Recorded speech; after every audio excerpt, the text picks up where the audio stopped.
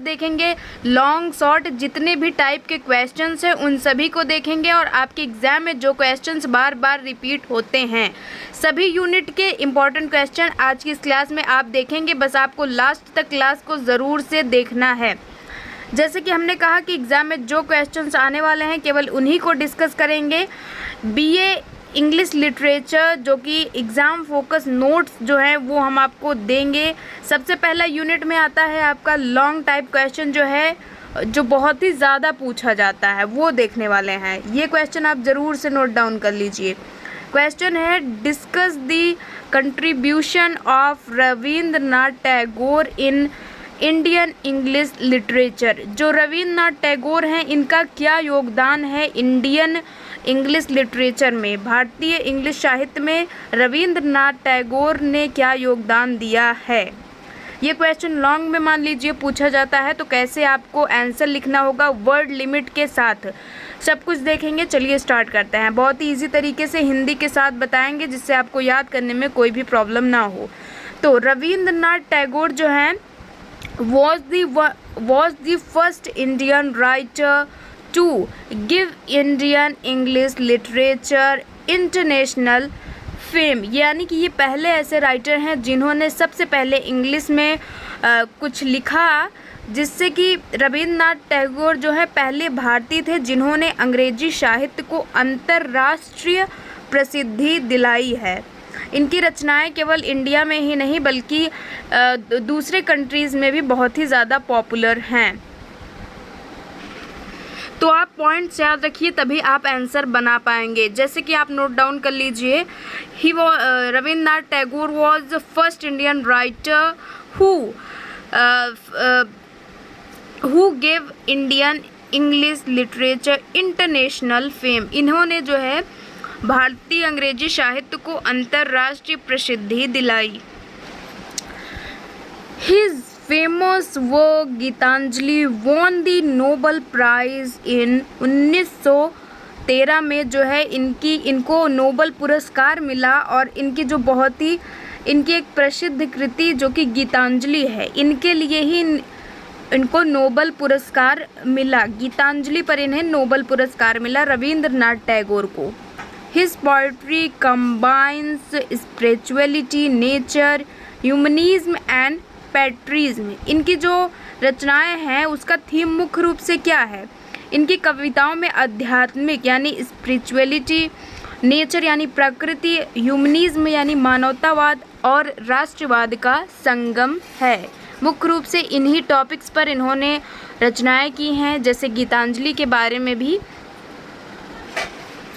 उसके बाद है he believed that literature should inspire people to live with dignity and truth. उनका क्या मानना था कि साहित्य को लोगों को गरिमा और सत्य के साथ जीने की प्रेरणा देनी चाहिए। यानी साहित्य ऐसा होना चाहिए हमारा जिससे कि लोगों को गरिमा और सत्य के साथ जीने की प्रेरणा मिले, मोटिवेशन मिले। Apart from poetry, he wrote plays, short stories, novels and essays। कविता के अतिरिक्त उन्होंने नाटक, लघु कथाएं, उपन्यास और निबंध भी लिखे हैं। His theme of universal brotherhood harmony gave Indian literature a new identity। इनकी जो रचना की थीम है, मुख्य विषय है उनकी विश्व बंधुत्व और समरता की थीम ने भारतीय साहित्य को नई पहचान दी। इनकी रचनाओं ने ही भारतीय साहित्य को एक नई पहचान दी है। तो ये कंट्रीब्यूशन है रविंद्रनाथ टैगोर का। तो जैसा कि हम बता रहे हैं कि मान लीजिए लॉन्ग में ये क्वेश्चन आता है तब आपको ऐसे लिखना होगा और शॉर्ट में है तो आप कम से कम 50 वर्ड्स में आप इसका आंसर दे सकते हैं। तो लॉन्ग क्वेश्चन अगर आप लिखिए तो उसमें कंक्लूजन ज़रूर से आपको देना है जिसमें कि आप लिख दीजिए Tagore was not only a poet but also a philosopher, reformer and the voice of India. Tagore केवल कवि ही नहीं बल्कि दार्शनिक, समाज सुधारक और भारत की आवाज़ भी थे। अब शॉर्ट क्वेश्चंस में एक बहुत ही इम्पोर्टेंट क्वेश्चन आता है why is Sarojini Naidu called the Nightingale of India? Sarojini Naidu को इंडिया की नाइटिंगेल क्यों कहा जाता है? तो इसका ये शॉर्ट आंसर है, चूँकि इसको देना होगा आपको, तो 50 और 60 वर्ड्स के अंदर ही आपको इसका आंसर लिखना है। तो Sarojini Naidu is called the Nightingale of India because her poetry is, इनकी पोइट्री जो है बहुत ही ज़्यादा मेलोडियस, लाइरिकल एंड फुल ऑफ पैट्रिज्म। इनकी पोइट्री कविता जो है बहुत ही ज़्यादा स्वीट है, लाइरिकल यानी बहुत ही गा के हम उसे पढ़ सकते हैं, और फुल ऑफ पैट्रिज्म देशभक्ति से परिपूर्ण है। She expressed the beauty of Indian nature and the spirit of freedom. She एक्सप्रेड, इन्होंने क्या एक्सप्रेस किया है अपनी कविताओं में? Beauty of Indian nature, Bharat की जो प्रकृति के ब्यूटी है, नेचर की जो ब्यूटी है, इसके बारे में, एंड द स्पिरिट ऑफ, एक बार हिंदी में भी देख लीजिए जिससे आपको आसानी से और समझ में आ जाए। तो सरोजनी नायडू को भारत की बुलबुल कहा जाता है क्योंकि उनकी कविताएं मधुर, गीतात्मक और देशभक्ति से भरपूर हैं। उन्होंने भारतीय प्रकृति की सुंदरता और स्वतंत्रता की भावना को व्यक्त किया है। अब हम देखेंगे यूनिट नंबर 2 के मोस्ट इम्पॉर्टेंट लॉन्ग और शॉर्ट क्वेश्चंस जो कि आपके एग्जाम में बहुत ही ज़्यादा आता है ना। यूनिट नंबर 2 में आएगा लॉन्ग क्वेश्चन जो कि मोस्ट आस्क्ड है। क्वेश्चन है what are the essential elements of a short story. जैसे कि सेकंड यूनिट में आपको यही पढ़ना है, एलिमेंट ऑफ शॉर्ट स्टोरी ना। तो मान लीजिए ये लॉन्ग में ये क्वेश्चन आपके आ जाता है 10-15 नंबर का, तो कैसे आपको उत्तर लिखना है, सारे टॉपिक्स कवर हो जाएंगे यूनिट नंबर 2 के भी। बस ध्यान से देखिए वरना एग्जाम में आप पछताएंगे कि अच्छा होता पढ़ लेते। और क्लास पसंद आ रही है तो प्लीज़ लाइक शेयर सब्सक्राइब करना मत भूलिएगा। आइए देखते हैं आंसर। तो शॉर्ट स्टोरी में जो है अ short story is a brief narrative that produce a single effect. लघु कथा यानी एक शॉर्ट स्टोरी जो होती है वो एक संक्षिप्त कथा है। जैसे आप समरी कोई बड़ी स्टोरी पढ़े उसमें से कुछ कंक्लूजन निकाला, वही हो गया एक संक्षिप्त कथा ना, बहुत ही छोटी होती है।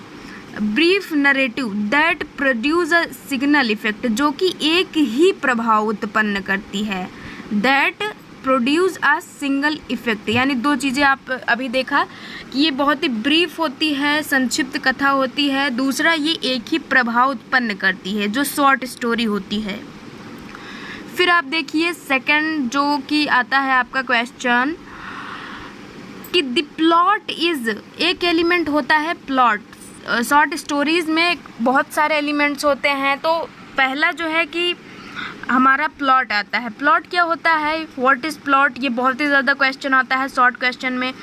तो the plot is the sequence of event arranged and explanation, rising action, climax, falling action and resolution. यानी कथानक जो होता है स्टोरी का उसे ही कहा जाता है प्लॉट, जिसमें क्या होता है कि घटनाओं की श्रृंखला जो परिचय, उत्कर्ष, चरम बिंदु, अवरोह और समाधान में बटी होती है। जैसे कि आप ऐसे लिखते होंगे, निबंध लिखते होंगे, तो आप सबसे पहले रूपरेखा लिखते होंगे, फिर प्रस्तावना, फिर भूमिका, और साथ ही आप फिर मेन मैटर और लास्ट में कंक्लूजन लिखते हैं। तो इसी को कहा जाता है कथानक, प्लॉट। फिर आता है third important question elements of short story का। थर्ड एलिमेंट जो है वो है कैरेक्टर्स। तो characters are central, they may be protagonist और एंटोगोनिस्ट और राउंड और फ्लैट। जो पात्र होते हैं, जो व्यक्ति होते हैं जिन्होंने रोल किया है, उन्हीं को कहा जाता है कैरेक्टर। वे नायक या खलनायक या गोल या सपाट हो सकते हैं। एक तो जैसे कि मूवीज़ में आपने देखा ही होगा, विलन होते हैं, हीरो, यही सब होते हैं कैरेक्टर्स। अब elements of short story unit number 2 का अगला इम्पॉर्टेंट पॉइंट है, टॉपिक है, जिससे बहुत ही ज़्यादा इससे भी क्वेश्चन आते हैं, लेकिन उतना भी इम्पॉर्टेंट नहीं है, बस आप समझ लीजिए। मान लीजिए आज आ जाएगा तो आप लिख सकें।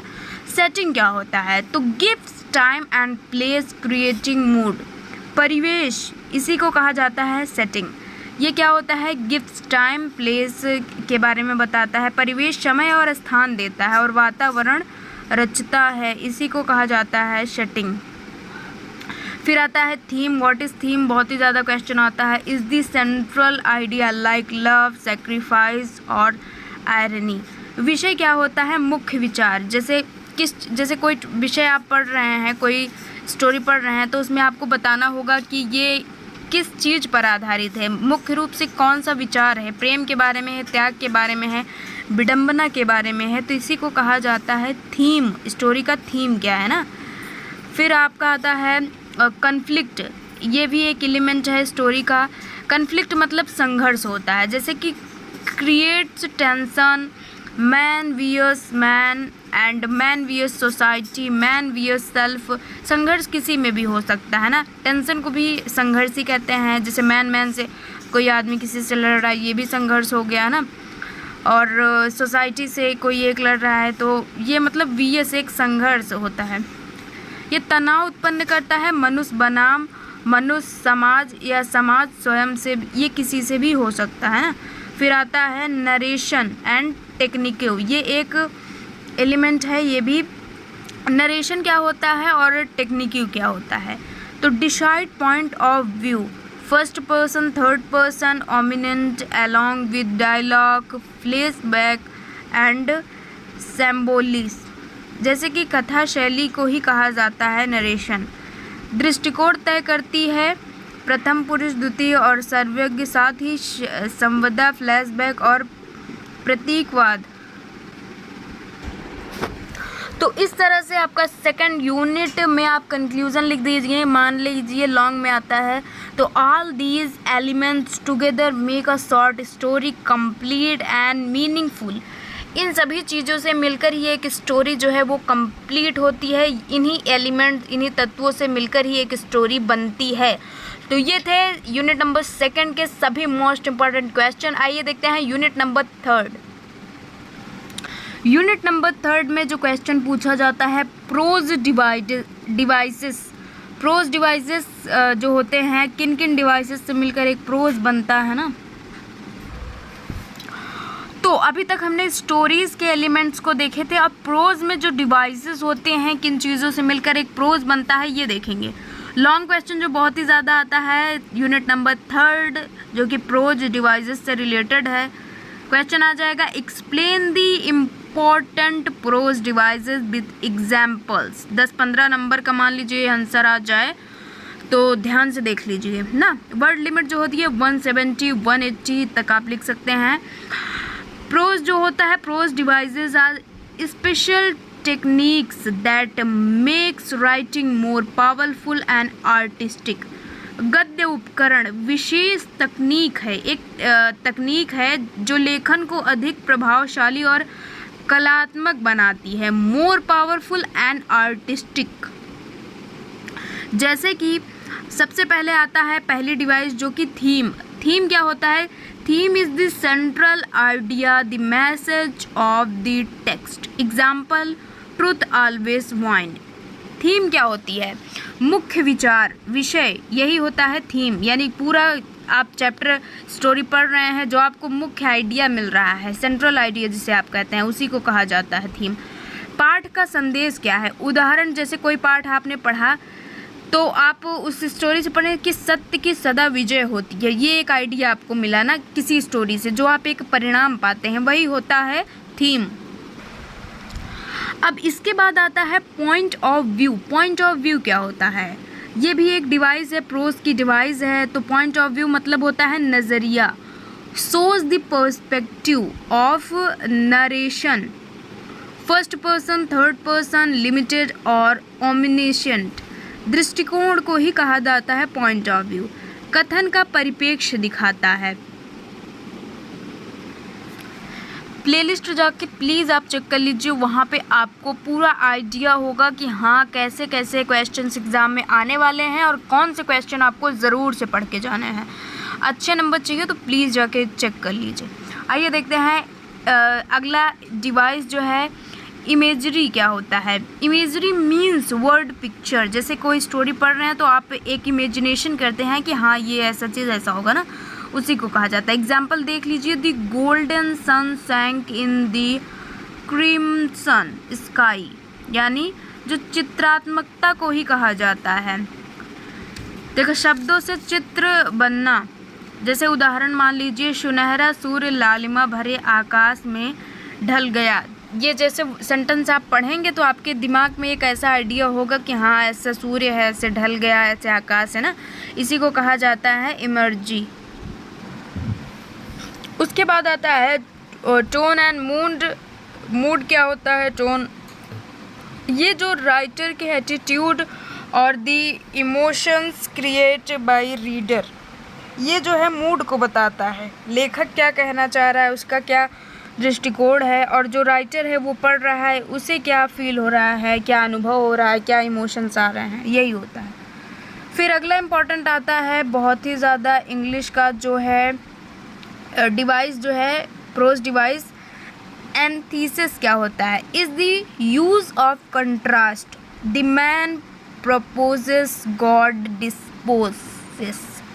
विरोधाभास, ये विरोधाभास को बताता है, कॉन्ट्रास्ट बताता है। जैसे कि विरोधाभास का मतलब है विपरीत बातों का प्रयोग। उदाहरण, मनुष्य प्रस्ताव करता है, ईश्वर निपटाता है। इसके बाद हम देखेंगे नेक्स्ट इम्पॉर्टेंट डिवाइस को। इससे बहुत ज़्यादा क्वेश्चन आता है। क्वेश्चन ये पूछा जाता है कि व्हाट इज़ एफ्रीज्म, क्या होता है? Is the short statement of truth. Aphorism जो है, एग्जाम्पल जैसे समझ लीजिए, नॉलेज इज़ पावर, ये एक कहावत है जो कि सत्य है, इसी को कहा जाता है एफ्रीज्म। तो सत्य का संक्षिप्त कथन ही कहलाता है एफ्रीज्म। जैसे ज्ञान ही शक्ति है ना। फिर आ जाता है डिक्शन। क्या होता है? Diction means the choice of words, simple, formal, poetic. जैसे कोई स्टोरी आप पढ़ रहे हैं, उसमें लेखक ने अपनी बातों को बताने के लिए कैसे वर्ड्स का यूज़ किया है, औपचारिक, काव्यात्मक, साधारण या बहुत ज़्यादा मुहावरों का प्रयोग करके, यही कहलाता है डिक्शन। शब्द चयन का अर्थ, शब्दों की शैली साधारण, औपचारिक या काव्यात्मक। और मान लीजिए लॉन्ग में, शॉर्ट में आता है तो आप केवल डिफिनेशन लिख देंगे तो काम चल जाएगा, लेकिन अगर लॉन्ग में पूछा जाता है तो आप कंक्लूजन ज़रूर से लास्ट में लिखिएगा। तो कंक्लूजन में आप लिख देंगे, all these devices add clarity, beauty and depth of pros. यानी ये सभी उपकरण जो हैं गद्य लेखन में स्पष्टता, सौंदर्य और गहराई को जोड़ते हैं। अब हम बता देते हैं, ये क्वेश्चन जो है एग्ज़ाम फेवरेट क्वेश्चन है, शॉर्ट क्वेश्चन में बहुत ही ज़्यादा आता है। यूनिट नंबर 3 से, what is an aphorism, give an example. 50 words में आंसर दे दीजिएगा। शॉर्ट में आए तो आप क्या लिखेंगे? अभी हमने पढ़ा था, an aphorism is a short memorable statement. ये जो है एक शॉर्ट मेमोरेबल स्टेटमेंट होता है, आप एक बार सुनते हैं तो आपको ये याद हो जाता है। That expresses a universal truth or principle. Example, life is short, art is long. यानी एक छोटा यादगार ये काव्य होता है, एक वाक्य है जो कि सार्वभौमिक या सत्य सिद्धांत को व्यक्त करता है। उदाहरण, जीवन छोटा है, कला लंबी ना। यही होता है एफ्रीज्म। इसी के साथ ही BA फर्स्ट सेमेस्टर का यूनिट नंबर 3 इंग्लिश लिटरेचर का कंप्लीट हो गया है। अब हम देखेंगे अगले यूनिट के सभी मोस्ट इम्पॉर्टेंट टॉपिक्स, क्वेश्चंस जो आपके एग्जाम में देखने को मिलते हैं, बहुत ही ज़्यादा रिपीट होते हैं। यूनिट नंबर 4 जिससे क्वेश्चन आता है शॉर्ट स्टोरीज़। इसमें 2 स्टोरी है जिनसे क्वेश्चन पूछा जाता है, लॉन्ग शॉर्ट दोनों में आता है। अभी तक हमने 3 यूनिट्स कवर किए हैं। सबसे पहले यूनिट में हमने कंट्रीब्यूशन पढ़ा राइटर्स का, सेकंड यूनिट में जो है शॉर्ट स्टोरी के एलिमेंट्स देखे, थर्ड यूनिट में प्रोज डिवाइसेस देखे। हम आ चुके हैं यूनिट नंबर 4 जिसमें कि हम शॉर्ट स्टोरीज़ के बारे में पढ़ेंगे। कुछ स्टोरीज़ हैं आपके सिलेबस में, 2 स्टोरीज़ है यूनिट नंबर 4 में। आइए स्टोरीज़ को देखें और जो क्वेश्चंस आते हैं आपके एग्ज़ाम में उन्हें देखें। सबसे पहला क्वेश्चन आता है, लॉन्ग टाइप का क्वेश्चन बहुत ही ज़्यादा पूछा जाने वाला है, मोस्ट आस्क्ड क्वेश्चन है। क्वेश्चन पूछ लिया जाएगा, discuss the theme of hope and sacrifice. Theme आपको बताना है, विचार बताना है होप और सैक्रिफाइस के बारे में ना। इसके जो कि in O Henry's the last leaf, chapter का नाम है पहला जो कि द लास्ट लीव, राइटर हैं इसके ओ हेनरी। और इसमें थीम क्या है इस चैप्टर का, मुख्य रूप से इस स्टोरी का होप और सेक्रीफाइस के बारे में है ना। तो आपको ये डिस्कस करना है, बताना है, यही समझिए कि क्या आपने सीखा इस स्टोरी से, यही आपको बताना है सेक्रीफाइस और होप के बारे में। आंसर कैसे देना है आइए देख लेते हैं। लॉन्ग क्वेश्चन आया तो 180 वर्ड्स में आपको आंसर देना होगा। सबसे पहले आप लिखिए कि O Henry short story the last leaf is a touching tale of hope. यह स्टोरी जो है एक टचिंग टेल ऑफ होप है, sacrifice and healing power of art. O Henry के द्वारा ये द लास्ट लीव एक आशा, बलिदान, कला की उपचार शक्ति की मार्मिक कथा है। यानी ये आशा से, बलिदान से और कला जो होती है, आर्ट, इन सभी चीज़ों को मिलाकर एक उपचार शक्ति किस तरह से इस कहानी में बनाया है, जो कि जॉन्सी को एक नया जीवन देती है ना। आइए देखते हैं अगला। इसके बाद आता है O Henry short story the last leaf is a touching, ये तो हमने अभी देख ही लिया। फिर आप लिख दीजिएगा कि the short story is about Johnsy and the young girl. Johnsy के बारे में है एक स्टोरी जो कि एक यंग गर्ल है एंड हु लॉसेस होप, और उसने अपनी आशा खो दिया है आफ्टर सफरिंग फॉर निमोनिया, जो कि अपना आशा खो बैठी है कि जो कि पीड़ित है ना निमोनिया से। तो वो यह कहानी जॉन्सी नामक एक युवती की है जो निमोनिया से पीड़ित होकर जीवन की आशा खो देती है ना। उसके बाद she believes that she will die when the last leaf falls from the ivy vine outside from window. वह मान लेती है कि जब खिड़की के बाहर बेल का अंतिम पत्ता गिर जाएगा तब इसकी मृत्यु हो जाएगी। यानी उसकी खिड़की से एक पेड़ दिखता है, उसमें एक बेल का पत्ता है, सभी पत्ते उससे झड़ गए हैं, बस एक पत्ता रह गया है, और वो मानती है कि जिस दिन ये वाला पत्ता गिरेगा पेड़ से उसी दिन उसकी मृत्यु हो जाएगी ना। लेकिन क्या होता है, Behrman and old painter, Behrman जो है वो एक ओल्ड पेंटर है जो कि पेंटर है decided to save her life by creating a masterpiece. जो कि बेहरमैन एक विद्ध चित्रकार है, उसकी जान बचाने के लिए एक महान कृति बनाने का निश्चय करता है। और अंत में क्या होता है देखिए, तो बेहरमैन एक वृद्ध चित्रकार है, उसकी जान बचाने के लिए उसने निश्चय किया कि वो बनाएगा लीव, वो पत्ते को ना। She secretly painted a green leaf on the wall during a stormy night. वह तूफानी रात में गुप्त रूप से दीवार पर हरा पत्ता बना देता है। किसकी? जॉन्सी की जान बचाने के लिए। Johnsy gain hope seeing that leaf never falls and she recovers. यह देखकर जॉन्सी को फिर से एक आशा मिलती है कि अंतिम पत्ता भी गिरा नहीं है और वह स्वस्थ हो जाएगी। उसने क्या किया, एक पत्ता बना के जब वो लगा देता है तो वो सोचती है कि हाँ भी ये पत्ता गिरा नहीं अभी, और वो दिनों तक जीवित रह सकती है। However Behrman catches pneumonia while painting and dies sacrificing his life for her. लेकिन बेहरमैन पेंटिंग करते समय निमोनिया से ग्रस्त हो जाता है और अपना जीवन बलिदान कर देता है। क्योंकि जब वो बना रहा था वो पत्ता तो उस समय तूफ़ानी रात थी ना, तो वो निमोनिया का शिकार हो जाता है ना और अपना जीवन खो देता है। फिर आप कंक्लूज़न लिख दीजिए अगर लॉन्ग क्वेश्चन में आए। This story shows that truth, art is sacrifice and hope can save life. यह कहानी हमें क्या सिखाती है कि सच्ची कला जो है, कला बलिदान है, आशा जीवन को बचाती है। आशा जो है वो जीवन को बचाती है और सच्ची कला जो है वो बलिदान है। इसी के साथ ही आपकी ये story the last leaf O Henry के द्वारा जो लिखी गई है ये कंप्लीट होती है। हम होप करते हैं कि इससे कोई भी क्वेश्चन आपका छूटेगा नहीं। अगर आप इन सभी को एक बार दोबारा से पढ़ लेते हैं या क्लासें देख के लेते हैं तो आपका ये एकदम से पक्का है कि आपका ये आंसर नहीं छूटेगा और आप एग्ज़ाम में लिख सकेंगे। अब जो शॉर्ट क्वेश्चन आता है इस स्टोरी से वो है कि क्वेश्चन नंबर फर्स्ट है, how does Behrman Beckham a hero in the last leave. जो बेहरमैन है किस तरीके से एक हीरो के नायक के रूप में जॉन्सी की जान बचाया उसने। तो आप लिखेंगे शॉर्ट में है चूँकि आंसर तो 50-60 वर्ड्स में आपका इस आंसर देना है।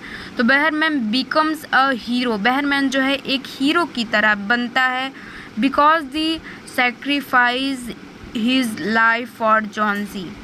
He paints a leaf on the wall in bad weather. एक ख़राब मौसम होने के बावजूद उसने पेंट बनाया लीफ का on the wall, which gave her hope and saves her life. Behrman जो कि नायक बन जाता है क्योंकि वह जॉन्सी के लिए अपना जीवन बलिदान कर देता है। वह ख़राब मौसम में दीवार पर पत्ता बनाता है मौसम और जो आशा और उसकी जान बचा लेता है। अब जैसा कि हमने बताया था कि यूनिट नंबर 4 में आपका 2 स्टोरीज़ हैं। पहली स्टोरी हमने देख ली, उसके most important long short question answer भी देख लिए।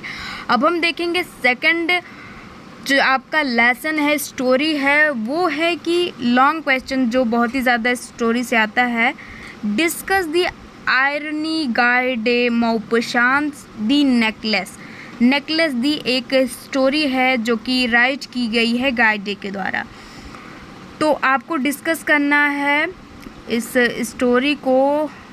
मान लीजिए ये आप देख लेते हैं आंसर, तो कैसा भी क्वेश्चन है आप लिख सकते हैं, ये गारंटी है। तो आंसर कैसे लिखिएगा, तो मौपशांत शॉर्ट स्टोरी दी नेकलेस ना is a famous for twist ending and irony of faith. जो मौपाशा की ये लघु कथा है, मौपाशा की ये दी नेकलेस नाम है और अपने अप्रत्याशित अंत और भाग्य की विडंबना के लिए प्रसिद्ध है। इस स्टोरी में यही समझिए कि एक बहुत ही ट्विस्ट के साथ इसकी एंडिंग होती है और बहुत ही भाग्य के भरोसे ये स्टोरी यूँ समझिए भाग्य के बारे में बताया गया इस स्टोरी में। तो दिस स्टोरी इज़ अबाउट मल्टील्डा, जो कि इस स्टोरी के एक कैरेक्टर है मल्टील्डा अ ह्यूमन। मल्टील्डा एक वुमेन है who dream of wealth and luxury. यह कहानी मल्टील्डा नामक एक स्त्री की है जो धन और ऐश्वर्य का सपना देखती है। Who dreams of wealth and luxury. ये स्टोरी आपने 9th क्लास में ज़रूर से पढ़ी होगी। तो अब आगे लिखिएगा, after the party he losses the necklace and with her husband spent 10 years repaying the debt to replace it. Party के बाद वह हार खो देती हैं और अपने पति के साथ 10 साल तक कर्जा चुकाने के लिए संघर्ष करती हैं।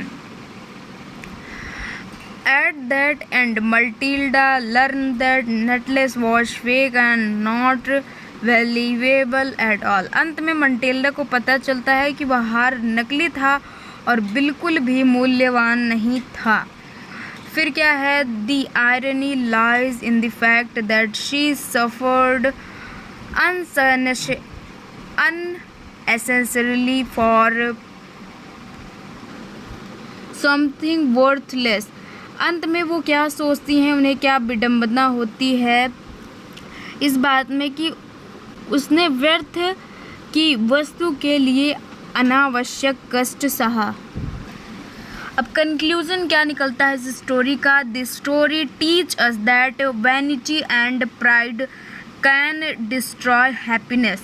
कहानी हमें यह सिखाती है कि घमंड और अहंकार सुख को नष्ट कर देता है। यानी हमें घमंड और अहंकार जो है वो सुख कभी नहीं दे सकता, सुख को नष्ट कर देता है, यही स्टोरी हमें सिखाती है। अब आता है शॉर्ट क्वेश्चन। इस स्टोरी से शॉर्ट क्वेश्चन आता है बहुत ही ज़्यादा।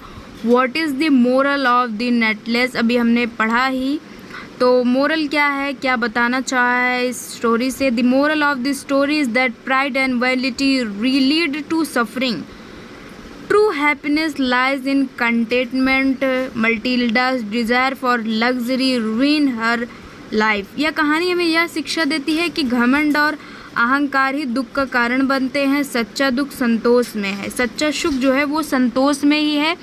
मटिल्डा की जो विलासिता है, लग्जरी लाइफ जीने की, वो चाह ने उसका जीवन बर्बाद कर दिया। अब एक बार आप क्विक रिवीजन देख लीजिए। अभी तक हमने यूनिट नंबर 4 तक कंप्लीट किया है सिलेबस। क्विक रिवीजन करेंगे जिससे आप भूलें ना और सभी जितना आपने अभी तक पढ़ा है आपको फिर से एक बार रिवाइज हो जाए।